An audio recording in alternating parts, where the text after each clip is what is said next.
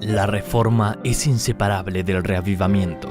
Así que, hermanos, os ruego por las misericordias de Dios, que presentéis vuestros cuerpos en sacrificio vivo, santo, agradable a Dios, que es vuestro culto racional. Romanos 12:1.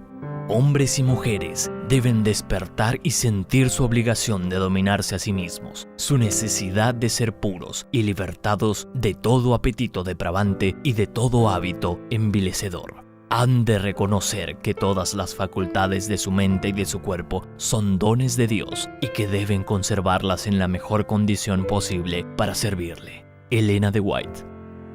No podemos hablar del reavivamiento dejando de lado la reforma. Las dos son gemelas, las dos son necesarias, las dos son importantes, ya que la mente y el espíritu se relacionan, así como el estómago y el cerebro están conectados. Es imposible recibir el espíritu y orar por él con un estómago y mente embotados. Ambos se necesitan. Vemos a Daniel y sus amigos siendo cuidadosos en su estilo de vida y alimentación. Hablamos de un estilo de vida. Esto incluye los 8 remedios naturales que tienen que ser parte de todo hijo de Dios que espera un reavivamiento en su vida. Considerando que nuestro cuerpo es el templo de su Santo Espíritu, debemos cuidarlo para que Él haga morada en nosotros. Deben realizarse un reavivamiento y una reforma bajo la administración del Espíritu Santo.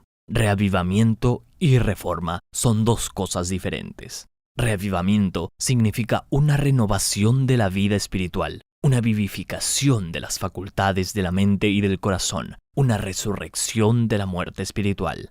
Reforma significa una reorganización, un cambio en las ideas y teorías, hábitos y prácticas. La reforma no producirá los buenos frutos de justicia a menos que esté relacionada con el reavivamiento del espíritu.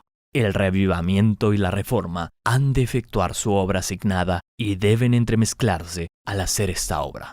The Review and Herald, 25 de febrero de 1902. La reforma es como la mano para el cuerpo.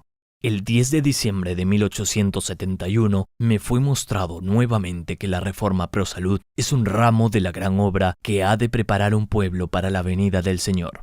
Está tan íntimamente relacionada con el mensaje del tercer ángel como la mano lo está con el cuerpo. La ley de los 10 mandamientos ha sido considerada livianamente por los hombres, pero el Señor no quiso venir a castigar a los transgresores de dicha ley sin mandarles primero un mensaje de amonestación. El tercer ángel proclama ese mensaje. Si los hombres hubieran sido siempre obedientes al decálogo y hubiesen llevado a cabo en su vida los principios de estos preceptos, la maldición de tanta enfermedad que ahora inunda el mundo no existiría. Joyas de los Testimonios 1, 319 y 320. El vaso tiene que estar limpio. No habrá virtud alguna en las oraciones que ustedes presenten a Dios si al levantarse de sus rodillas comienzan a proferir palabras ofensivas y mostrar un comportamiento desagradable ante sus familiares. Cuando usted se pone en pie luego de haber orado y comienza a quejarse y a encontrarle faltas a todo, incluso a Dios mismo, porque eso también lo han hecho, las oraciones de ustedes no ascenderán más allá de sus cabezas. ¿Tendremos ahora esa fe que obra por el amor y purifica el alma aquí donde esa reforma significa tanto?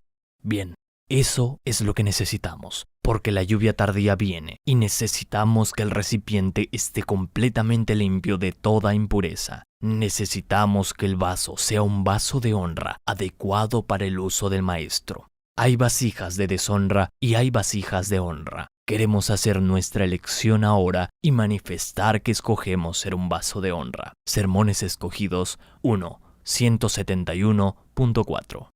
¿Dónde está la reforma que han hecho previo a la venida de Jesús? Él viene dentro de poco, y cuando pensamos en ello, cada uno podrá mirar su vida pasada y considerar lo que ha sido su vida. Reflexionen cómo ustedes han conocido la verdad, un verano tras otro, líneas tras líneas. Los testimonios les han sido enviados desde el cielo, así como la palabra, la preciosa palabra de Dios. Sin embargo, ¿dónde está la reforma que han hecho? ¿Dónde está la limpieza del templo del alma. ¿Dónde está la preparación para el toque final de la inmortalidad? ¿Qué están haciendo al respecto? ¿Tendrán esa fe que obra o tendrán esa fe que no hace nada por ustedes? Sermones Escogidos 1, 184.3. Es en el hogar y la iglesia que debe promoverse la reforma y la temperancia.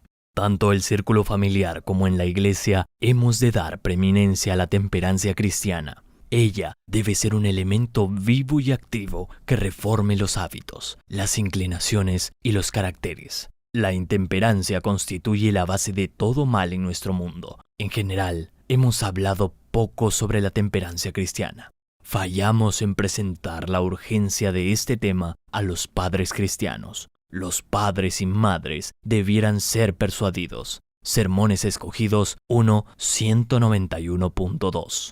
Esta reforma no debe ser considerada como algo de poca importancia. Sermones Escogidos 1, 247.2. La carne no es el mejor alimento para mantener el vigor físico. Hace 40 años, en 1865, el Señor abrió ante nosotros los principios de la reforma pro salud. En aquel tiempo, yo estaba muy débil físicamente. A veces me desmayaba 2 o 3 veces al día y creía, como muchos lo hacen hoy, que el consumo de carne era lo único que me mantendría con fuerzas. Pero por misericordia, el Señor me mostró que la carne no es necesaria para mantener el vigor físico y que no es el mejor alimento. Sermones Escogidos 1, 309.1.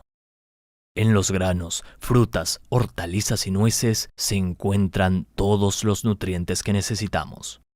Desde entonces, el Señor ha dado mayor luz respecto a la reforma pro salud. En los granos, frutas, hortalizas y nueces se encuentran todos los nutrientes que necesitamos. Si nos acercamos al Señor con sencillez de espíritu, Él nos enseñará cómo preparar alimentos sanos, libres de la contaminación de la carne. Elena G. de White, Sermones Escogidos 1, 309.2. Debemos hacer esfuerzos mayores para enseñar a la gente las verdades de la reforma pro salud. En cada reunión campestre debería hacerse todo lo posible para demostrar la forma de preparar alimentos apetitosos y saludables basados en granos, frutas, frutos secos y hortalizas.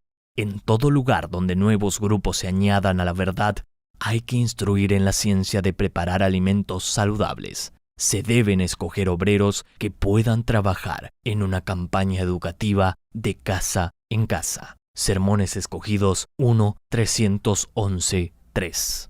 La derrota de Adán, la victoria de Cristo. Adán y Eva cayeron por el apetito intemperante.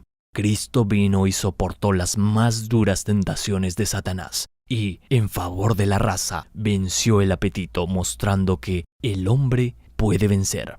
Así como Adán cayó en el apetito y perdió la bendición del Edén, los hijos de Adán pueden, por medio de Cristo, vencer el apetito y por la temperancia en todas las cosas, volver a conquistar el Edén. Testimonios para la Iglesia 3, 161, 162. Santificados o castigados. El apóstol Pablo exhorta a la Iglesia. Así que, hermanos, os ruego por las misericordias de Dios que presentéis vuestros cuerpos en sacrificio vivo, santo, agradable a Dios, que es vuestro culto racional. Romanos 12:1.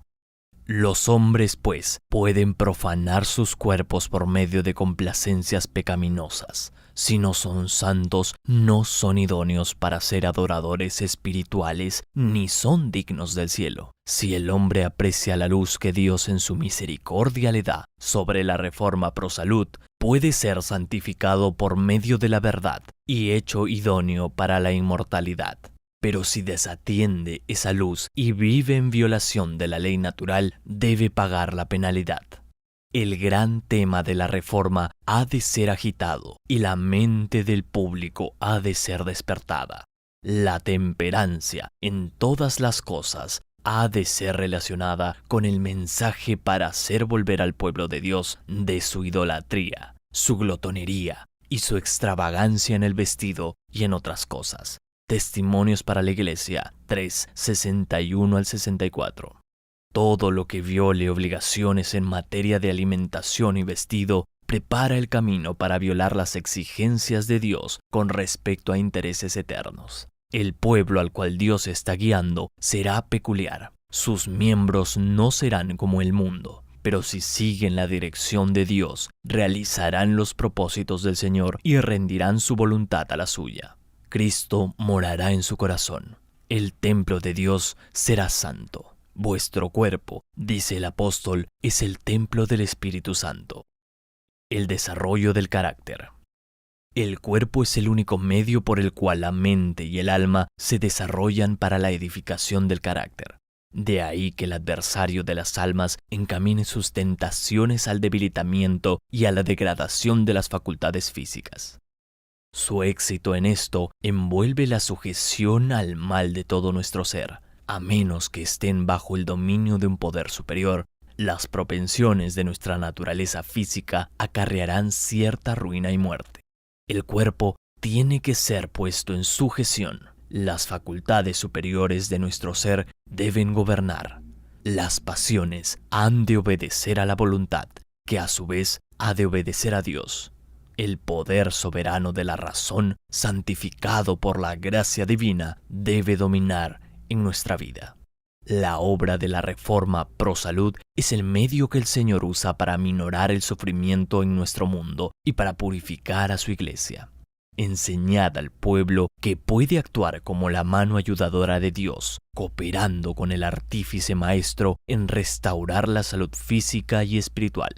Esta obra lleva la firma del cielo y abrirá las puertas para la entrada de otras verdades preciosas. Hay lugar para que trabajen todos los que se hagan cargo de esta obra en forma inteligente. Testimonios para la Iglesia 9, 112 y 113.